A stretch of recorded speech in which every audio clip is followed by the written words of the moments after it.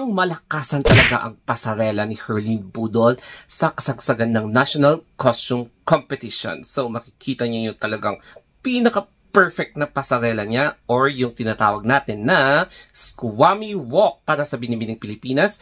And do you think na nag-improve na talaga and talagang ito ang pasabog na pasarela niya ngayong season na ito?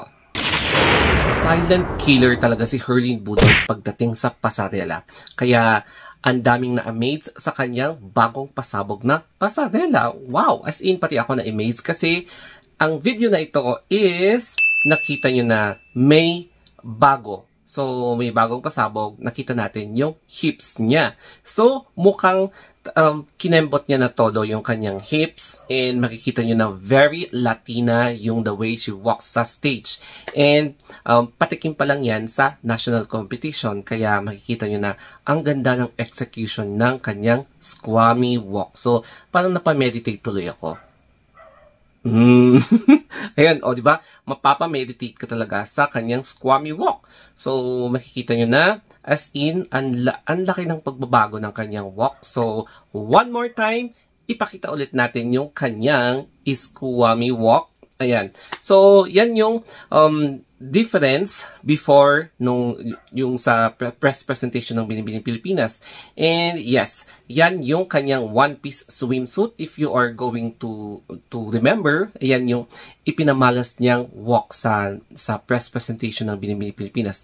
Parang considered siya na parang preliminary show. So, may mga judges na kasi they observe yung kanilang pasarela and makikita nyo na nagpasabog si Herlene Budol. So, parang Latina and kalokalike niya si Miss Universe 2008, Diana Mendoza from Venezuela.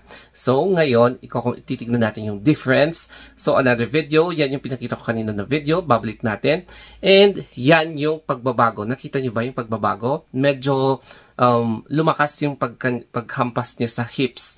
And that is really very interesting kasi nakikinig talaga siya sa mga suggestions ng mga fans. At syempre, yung mga fans na ito, parang pinaabot nila sa trainer niya para i-improve palagi yung kanyang pasarela. So, bale, hindi ko pala feature yung kanilang jog outfit kasi ang tindi ng jog, masungit sila. Ayaw nilang binavlog namin about jog. Kaya, no jog for today.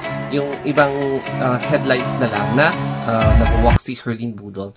So, yun lang guys ang new update natin kay Herlene Budol. So, sa tingin nyo ba, mas nag-improve ang kanyang walk? Yes or no? Kaya kung gusto niyo pa ng more updates like this, don't forget to subscribe sa YouTube channel ko, The Story of Anthony Vlogs. Ayun. And you can direct message me sa Instagram or sa Facebook page, The Story of Anthony. So hanggang dito na lamang po. Thank you and have a wonderful day.